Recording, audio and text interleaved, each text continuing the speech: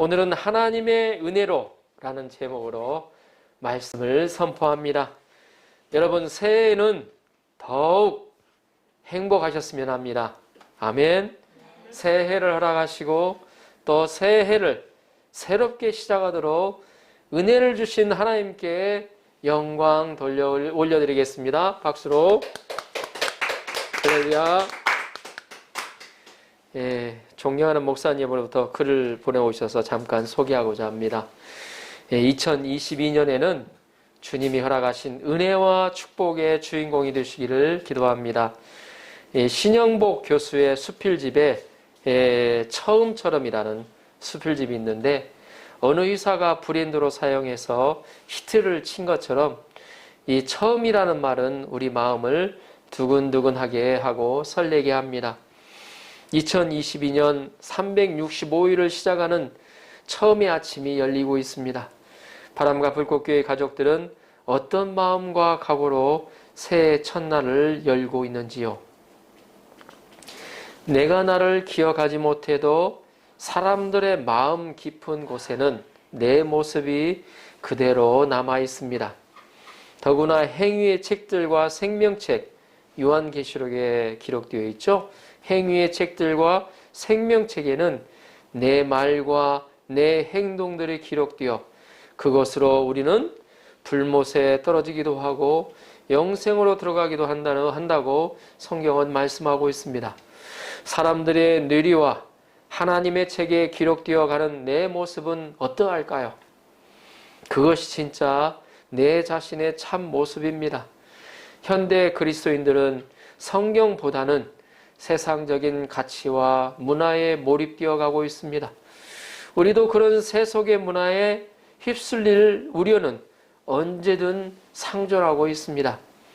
2022년 첫날을 시작하며 나는 내 인생을 영원한 진리와 가치에 투자할 것이라는 각오와 결단으로 출발하시기를 예수님의 이름으로 기도드립니다. 라는 내용입니다. 아멘.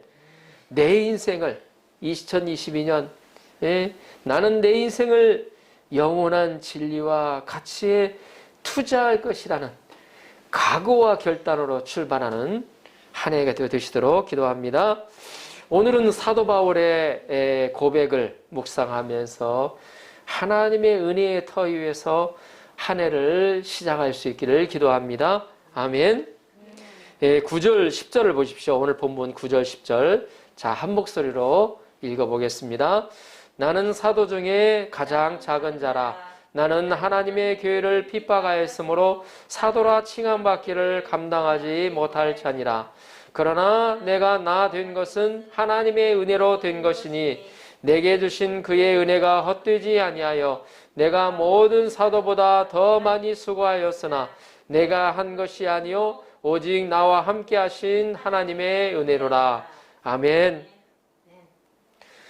사도 바울은 자신이 사도의 자격은 충분하지만 감히 사도라고 부름받을 자격이 없다고 고백하고 있습니다.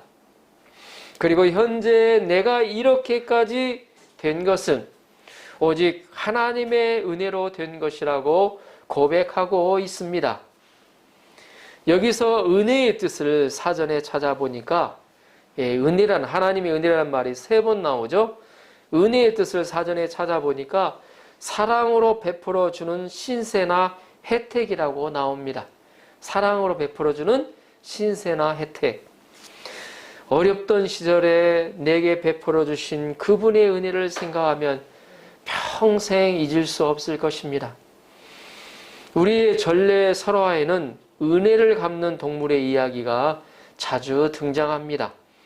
그 중에 오늘은 반포지호로 알려진 까마귀에 대해서 잠깐 이야기합니다.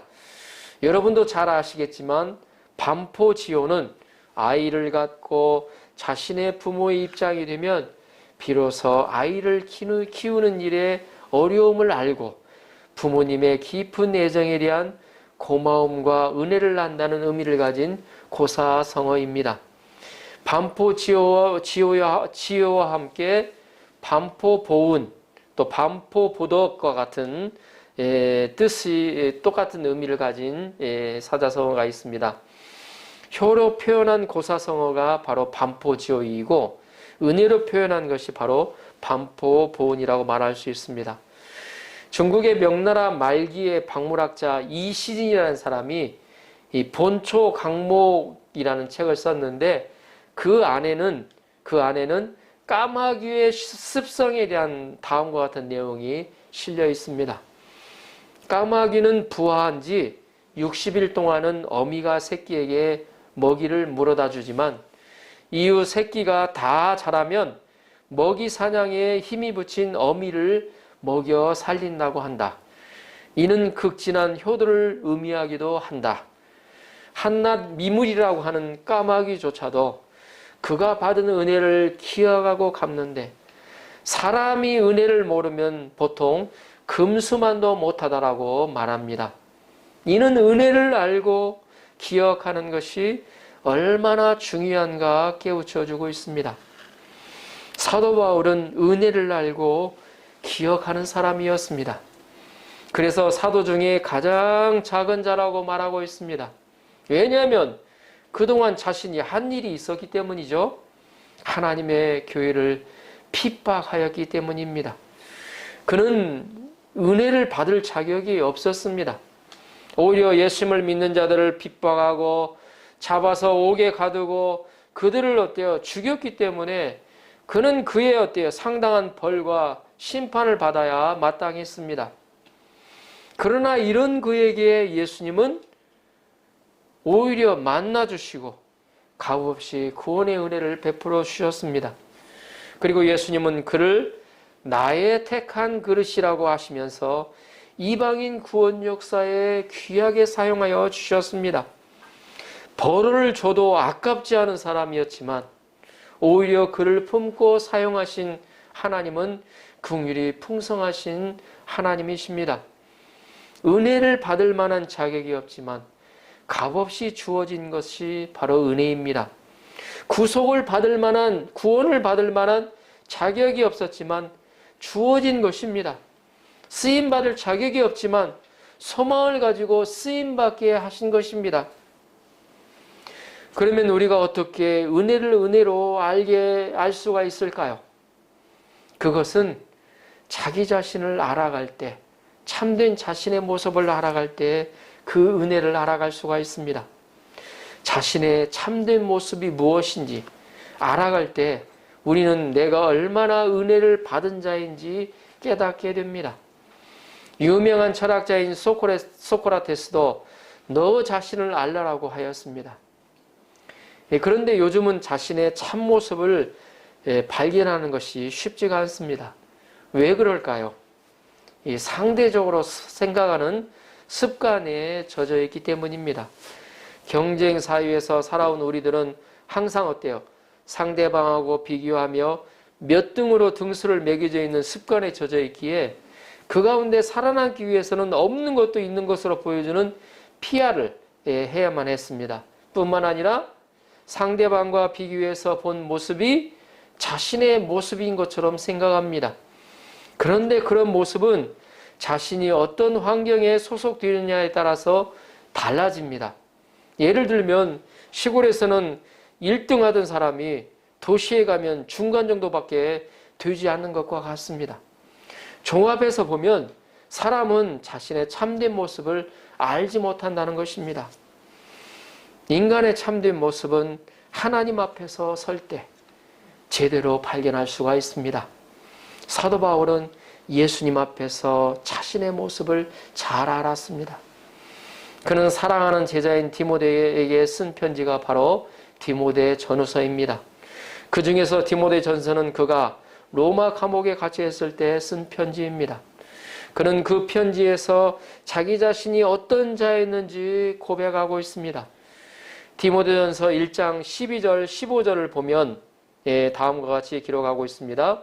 나를 능하게 하신 그리스도 예수 우리 주께 내가 감사하면 나를 충성되이 여겨 내게 직분을 맡기심이니 내가 전에는 비방자요 박해자요 폭행자였으나 도리어 궁유를 입은 것은 내가 믿지 아니할 때 알지 못하고 행하였습니다. 우리 주의 은혜가 그리스도 예수 안에 있는 믿음과 사랑과 함께 넘치도록 풍성하였도다.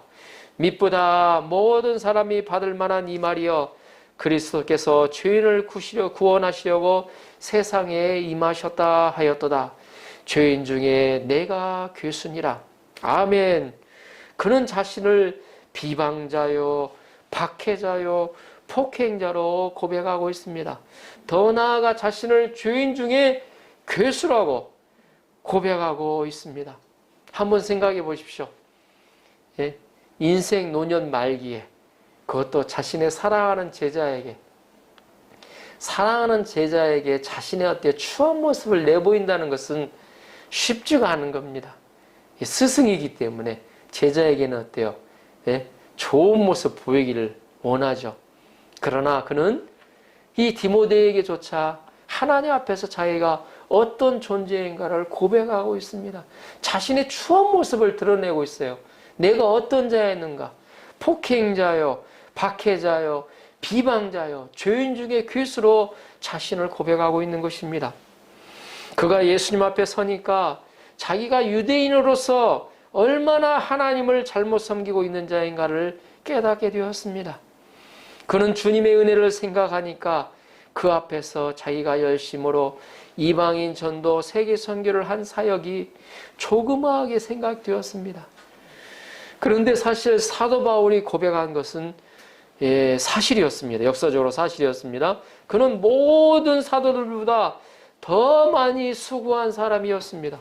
기독교 역사상 예수님 다음으로 사도 바울과 같이 복음 역사를 섬긴 사람, 업적을 남긴 사람은 없습니다.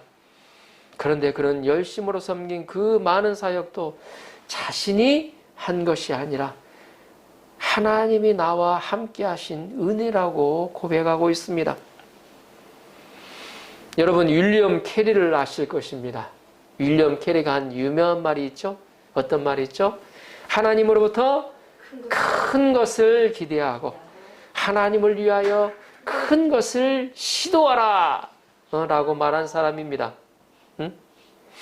우리 여기 교회 세계지도에 저 옆에도 붙여져 있습니다. 제가 굉장히 좋아하는 말입니다. 윌리엄 캐리는 위대한 선교사이며 우수한 언어학자였습니다. 그는 성경을 인도의 34가지 방언으로 번역하였습니다. 여러분, 성경을 한 가지 언어로 번역하는 것도 쉽지가 않은데 그는 어때요? 인도의 34가지 방언으로 성경을 번역했어요. 근데 그의 어때요? 학력이 어떠냐면 초등학교도 제대로 못 나왔어요. 그는 어때요? 어렸을 때부터 영국에서 그 부모님이 구두 수선공이었기 때문에 너는 구두 수선만 잘하면 앞으로 인생 먹고 잘 살 거야. 먹고 사는 데는 문제가 없을 거야. 그래서 그 자식에게 뭐 공부도 안 시켰어요. 어렸을 때부터 와가지고 가게에 나와서 구두 수선하는 걸 시켰어요. 뭔 공부를 했겠습니까? 그런데 그는 어때요? 성경을, 인도에 있는 성경을 인도의 34가지 방언으로 번역을 하는 위대한 일을 했습니다. 그는 어때요? 대학에서도 한편 교수로서 강의도 하였습니다. 그가 선교사로 인도에 왔을 때 어떤 이들은 혐오와 경멸의 눈으로 그를 보았습니다. 어디서 못 하다가 굴러들어온 사람인가 하면서 그를 경멸했습니다. 어느 만찬이 석상에서 거드름을 피우는 한 사람이 캐리를 망신시키려고 여러 사람이 듣도록 큰 소리로 다음과 같이 비웃으며 말했다고 합니다. 어이 캐리씨, 당신은 옛날에 구두 짚는 사람이었다면서요? 그러자 캐리는 어때요? 오히려 이렇게 말하였다고 합니다. 아닙니다, 선생님. 저는 구두 짚는 사람이 아니라 구두 수선공이었습니다. 자신은 구두를 만들 줄도 모르는 단지 구두 수선공에 불과했다고 겸손히 대답한 것입니다. 선교 사역을 다 마친 후에 마침내 그가 임종을 맞이하게 되었을 때, 인생의 마지막을 맞이하게 되었을 때 곁에 있는 사람이 이렇게 물었다고 합니다. 당신의 장례식 설교에 어떤 성경의 어떤 본문을 택하는 것이 좋겠습니까? 라고 물었다고 합니다. 그러자 그는 곰곰이 생각하다가 나 같은 죄 많은 인간에게 무엇라 말해준다는 것부터 과분하게 생각되지만 꼭 말해준다고 하면 이렇게 말해주십시오. 오 하나님, 주의 인자하심을 쫓아 나를 긍휼히 여기시고 주의 많으신 자비를 쫓아 내 죄를 도말하소서. 오 하나님, 주의 인자하심을 쫓아 나를 긍휼히 여기시고 주의 많으신 자비를 쫓아 내 죄를 도말하소서라는 구절을 읽어주십시오 라고 했다고 합니다. 그는 마지막까지 예수님의 겸손과 은혜를 잃지 않고 훌륭히 하나님의 사역을 감당했던 것입니다. 10절을 다시 한번 읽어보겠습니다. 10절을 다시 한번 읽어보겠습니다. 시작. 그러나 나의 나 된 것은 하나님의 은혜로 된 것이니 내게 주신 그의 은혜가 헛되지 아니하여 내가 모든 사도보다 더 많이 수고하였으나 내가 한 것이 아니요 오직 나와 함께 하신 하나님의 은혜로라. 아멘. 사도 바울은 10절에서 하나님의 은혜를 3번 말하고 있습니다. 그러면 하나님의 은혜는 무엇입니까? 첫째, 구속의 은혜입니다. 값없이 은혜로 구원을 받아 하나님의 아들로 인치심을 받은 것입니다. 에베소서 2장에서 자신이 받은 은혜를 증거하고 있습니다. 2장 1절에서는 이렇게 말씀하고 있습니다. 그는 허물과 죄로 죽었던 너희를 살리셨도다. 그는 허물과 죄로 죽었던 너희를 살리셨도다. 무엇으로 죽었다고요? 허물과 죄로 죽었다고 그랬습니다. 죽었던 너희를 살리셨다고 그랬어요. 그는 누구입니까? 예수 그리스도를 뜻합니다. 우리는 허물과 죄로 죽은 자였습니다. 이 세상에서 살다가 죄로 인한 죽음을 맞이하게 되고 죽어서는 결국 어때요? 심판을 받고 지옥인 영원한 유황불이 타는 곳에 들어가야 하는 운명에 처하게 되었습니다. 많은 사람들은 영적 무지로 이런 사실을 인지하지도 못하고 모릅니다. 그러나 하나님은 예수 그리스도를 이 땅에 보내시고 그의 십자가의 죽으심과 부활을 통하여 우리를 살리신 것입니다. 그는 긍휼이 풍성하신 하나님이 우리를 사랑하신 그 큰 사랑으로 인하여 허물로 죽은 우리를 그리스도와 함께 살리셨고 우리는 은혜로 구원을 받았다고 하였습니다. 2장 8절에서는 이렇게 고백합니다. 너희는 그 은혜에 의하여 믿음으로 말미암아 구원을 받았으니 이것은 너희에게서 난 것이 아니요 하나님의 선물이라. 아멘. 구원은 하나님의 선물로 주어진 것입니다. 내가 노력해서 내가 선한 것을 내서 어린 택도 없습니다. 빌 게이츠와 같은 어때요? 백만장자의 모든 돈을 다 내어더라도 구원을 얻을 수가 없습니다. 다만 어때요? 우리에게 주어진 것은 믿음으로 주어진 하나님의 선물이라는 것입니다. 값없이 주어진 하나님의 선물입니다. 우리에게 구원이라는 가장 좋은 놀라운 기쁨의 소식을 주신 하나님을 찬양합니다. 아멘. 둘째, 사명을 주신 은혜입니다. 사명, 나에게 주신 사명을 주신 은혜입니다. 영원한 진리와 가치에 투자할 수 있는 기회를 받은 것입니다. 여러분 잘 생각해 보십시오. 영원한 진리와 가치에 투자할 수 있는 기회를 받은 것입니다. 하나님 우리에게 기회를 주셨어요. 사도 바울의 고백처럼 다른 사도들보다 더 많이 수고하였으나 라는 표현이 나옵니다. 그는 정말로 자신의 전 인생 온 힘과 정열을 쏟아 한 영혼을 섬기고 복음 역사를 섬겼습니다. 하루는 에베소에서 양들을 섬기고 있는데 고린도 성도들에게 문제가 생겼다는 소식이 들려왔습니다. 어쩌면 힘들다는 생각을 할 만도 하지만 바울은 이런 그들을 위해 기도하면서 그는 다시금 로마도 보아야 하리라는 소망에 불탔습니다. 고린도에서 로마 성도들을 위해 로마서를 쓰면서 로마를 거쳐 서사모아인 스페인까지 복음을 전하고자 하는 비전에 불탔습니다. 그래서 그는 로마 성도들에게 자신이 스페인에 복음을 전하도록 가고자 할 때 자신의 파송교회가 되어주도록 부탁을 하는 모습이 로마서에 기록되어 있습니다. 그는 자신의 유익하던 것을 배설물처럼 여기면서 가장 고상한 지식인 예수 그리스도를 얻기를 원했습니다. 이런 그의 고백이 무엇입니까? 이런 그의 고백이 무엇입니까? 빌립보서 3장 12절 한번 찾아서 읽어볼까요? 자, 빌립보서 3장 12절 우리 한번 찾아서 읽어보겠습니다. 항상 성경을 가져 앞에다 놓고 예배를 보셨으면 좋겠습니다.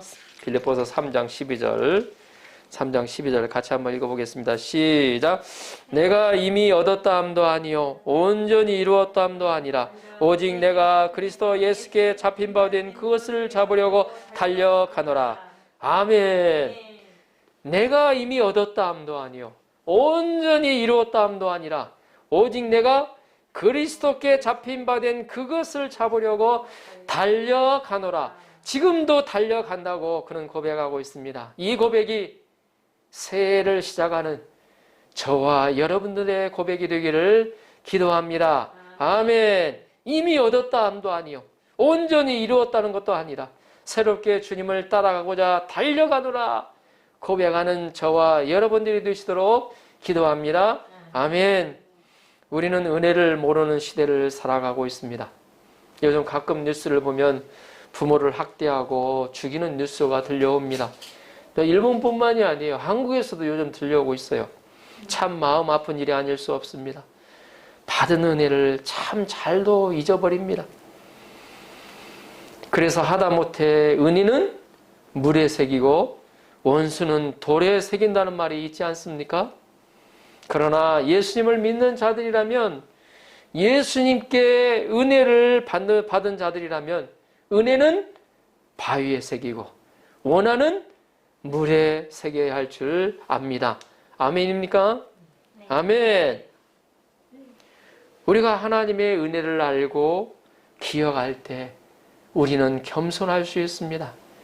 자격이 없는데 이런 나에게 주어진 것이라면 그것은 어때요? 옛날 임금이 말할 때 어때요? 예, 그러잖아요. 황공무지로소이다 그러죠. 황공하옵나이다 그러죠.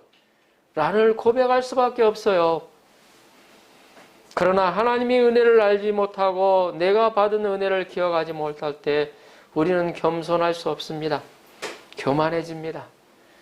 교만은 패망의 선봉입니다. 그러나 겸손은 존귀의 앞잡이입니다. 하나님은 겸손한 자를 기뻐하시고 축복하십니다. 작년 말쯤에 성경을 읽으면서 제 안에 깊이 다가온 마음에 다가온 것이 이 겸손이라는 단어였습니다. 아, 하나님 앞에 정말 더 겸손해야 되겠구나. 더 낮아지고 주님이 주신 은혜를 더욱더 기억해야 되겠구나. 지금 마음을 주셨어요. 하나님은 겸손한 자를 기뻐하시고 축복하신다는 겁니다.